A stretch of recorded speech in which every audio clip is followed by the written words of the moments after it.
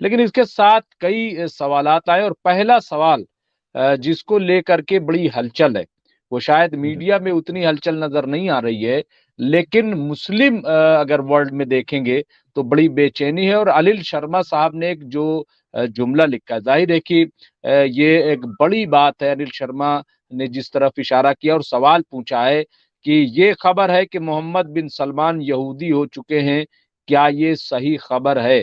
تو اس کی وجہ کیا ہے، میں آپ بتاؤں کہ ہلچل کیا ہے کہ جو ہندوستان کی وزیر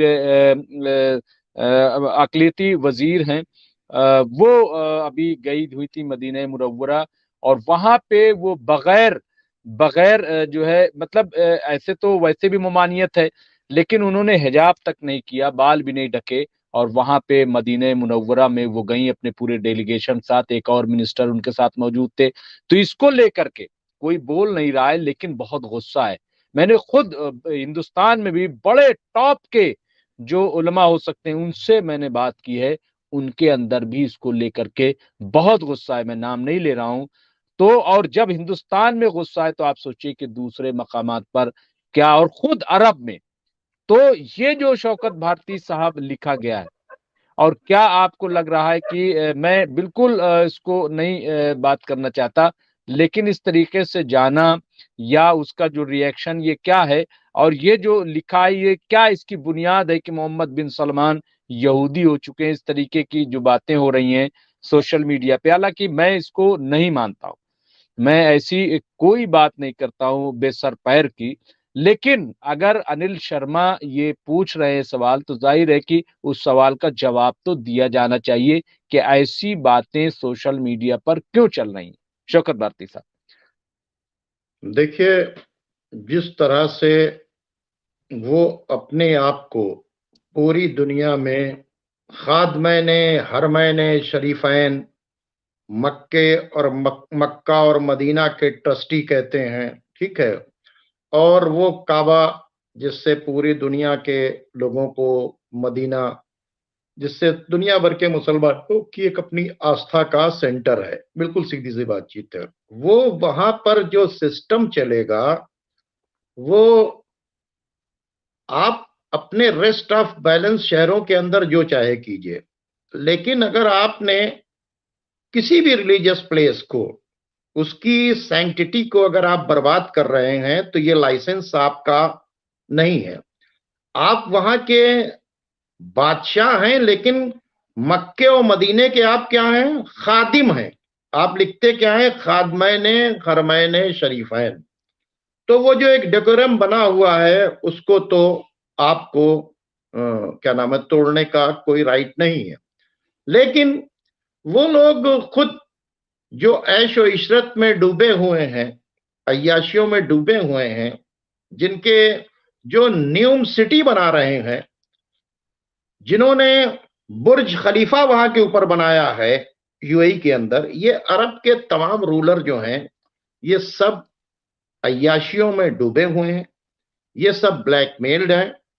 ابھی آپ کو بتایا تھا کہ جیفری ایپسٹن والا واقعہ، ٹھیک ہے، کہ بہت سے لوگوں کو اس نے، جب یورپ کے لوگوں کو، جب امریکہ کے لوگوں کو، جب بل کلنٹن جیسے لوگوں کو، جب جو ٹرمپ جیسے لوگوں کو، ٹھیک ہے، ان لوگوں نے بلیک میل کر رکھا ہے، تو پھر ان لوگوں کو بلیک میل کرنا بہت ہی آسان سی بات چیت ہے۔ اور آپ نے دیکھا کہ ایک طرف فلسطین کے اوپر جو ہے بام گر رہے تھے، سب کچھ ہو رہے تھے، لوگ مارے جا رہے تھے، دوسرے طرف وہاں پر شکیرہ جو ڈانسر ہے اس کا وہاں پروگرام ہو رہا تھا، وہاں کے اوپر جو ہے فیسٹیول منایا جا رہا تھا، باقاعدہ طور کے اوپر جو ہے ناچ اور گانا، جتنی بھی عیاشی کی چیزیں تھیں وہ کہاں ہو رہی تھیں۔ تو ان سے، ان کی یہ تمام جو چیزیں ہیں، اس سے جو لوگ ناراض ہیں تو ان کو پتہ نہیں کیا کیا کہہ رہے ہیں، ایسی بات چیت نہیں ہے۔ سوشل میڈیا کے اوپر غصہ ہے ان کے بارے میں، اور سب سے بڑا غصہ یہ ہے کہ جب امریکہ کے، برٹین کے تمام لوگ جو ہیں وہ باقاعدہ طور کے اوپر سپورٹ کر رہے ہیں اس واسطے، فلسطینیوں کو جو ظلم ہو رہا ہے وہاں کے اوپر، اس کے خلاف آواز اٹھا رہے ہیں، اور آپ کے ہاں جو ہے آواز بھی نہیں اٹھ رہی ہے۔ ساؤتھ افریقہ ایک مسلم کنٹری نہیں ہے، ٹھیک ہے. اس کے ساتھ میں اور بھی کئی نان مسلم کنٹریز جو ہیں جنہوں نے جا کے وہاں پہ دستخط کیا ہے انٹرنیشنل کورٹ آف جسٹس میں باقاعدہ طور کے اوپر ان کے خلاف کارروائی کے لیے، یہ وہاں بھی نہیں گئے. تو یہ اسرائیل کے خلاف نہیں جا رہے ہیں، وہ کہہ رہے ہیں اسرائیل سے ہم ریلیشن مینٹین کر رہے ہیں، اور یہ ان کا کنائیونس پکڑا گیا تھا کہ جب ہوتی نے روکا ہے تو باقاعدہ طور کے اوپر یو اے ای نے اور سعودی عرب نے ملنے کے بعد جو ہے ان تک جو ہے سامان پہنچایا ہے باقاعدہ طور کے اوپر. تو یہ جو کام جو ہو رہا ہے یہ توقع کسی کی نہیں ہے، کیونکہ جس طرح سے آپ نے دیکھا کہ امریکہ جو ہے، برٹین جو ہے، وہ پوری طریقے سے اسرائیل کے ظلم میں برابر کا شریک ہے اور کھڑا ہوا ہے، اور جس طرح سے انہوں نے ویلکم کیا، کیا کہتے ہیں، محمد بن سلمان نے ابھی بلنکن کا باقاعدہ طور کے اوپر ان کا ایک جو اپنا قبیلے کا نظام تھا اور وہ جو اپنا قبیلائی نظام تھا اس کے اندر انہوں نے بلا کر ویلکم کیا. ٹھیک ہے، تو یہ سب کیا. حالانکہ ٹرکی نے اتنی احتیاط رکھی، جب وہ ٹرکی پہنچا تو ٹرکی کے اندر سوائے اس کے یعنی خود امریکہ کا صرف ایمبیسڈر گیا اس کو ریسیو کرنے کے لیے. لیکن یہ جس طرح سے دیکھ رہے ہیں کہ سب کچھ ظلم ہو رہا ہے، یہ کچھ کہہ نہیں رہے، بول نہیں رہے، یہ صرف خاموش تماشائی بنے گئے، تو ایسے میں لوگ تو کہیں گے کہ بھائی آپ کیا ہو گئے. دوسری بات چیت ہے کہ جو ان کے خلاف نہیں بول رہے، دیکھیں دو طرح کے لوگ ہیں. ایک جو ہے وہ ان کے خلاف بول رہے ہیں. میں نے آپ سے کہا کہ چرچ کے اندر باقاعدہ طور پر وہ سارے کرسچن تھے نا جنہوں نے باقاعدہ طور کے اوپر بائیڈن کے خلاف وہاں کے اوپر کہا کہ جینوسائیڈ بند کرو، تم جنگ کیوں نہیں بند کر رہے. یہ ساری باتیں تو انہی لوگوں نے کی نا. ساؤتھ افریقہ ایک مسلمان کنٹری نہیں ہے لیکن اس کے اندر انسانیت باقی ہے. سوال یہ پیدا ہوتا ہے یہ سب وہ لوگ ہیں اور یہ امریکہ کے لائی ہیں اور اسرائیل سے ریلیشن رکھنا چاہ رہے ہیں. اور پھر اگر اکارڈنگ ٹو قرآن جو میں نے آپ سے بات چیت کی تھی بہت پہلے کہ یہود و نصارہ کو اپنا سرپرست نہ بناؤ، ٹھیک ہے، اس میں منع کیا گیا تھا.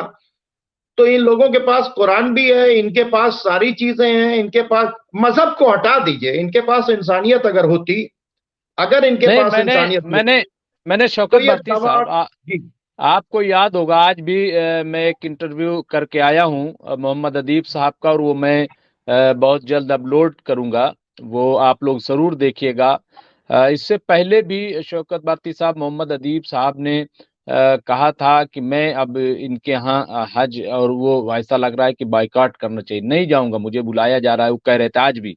اور ابھی ایک ریحان صدیقی صاحب انہوں نے لکھا کہ سب مسلموں کو حج پر نہیں جانا چاہیے کیونکہ مکہ میں سارے یہودی ہیں کام کرنے والے، ہم اپنا پیسہ یہودی کو نہیں دے کر اپنے آس پڑوس میں جو لڑکی غریب ہے وہ پیسے ان کو دے دینا چاہیے، کسی غریب کا بھلا کرنا چاہیے.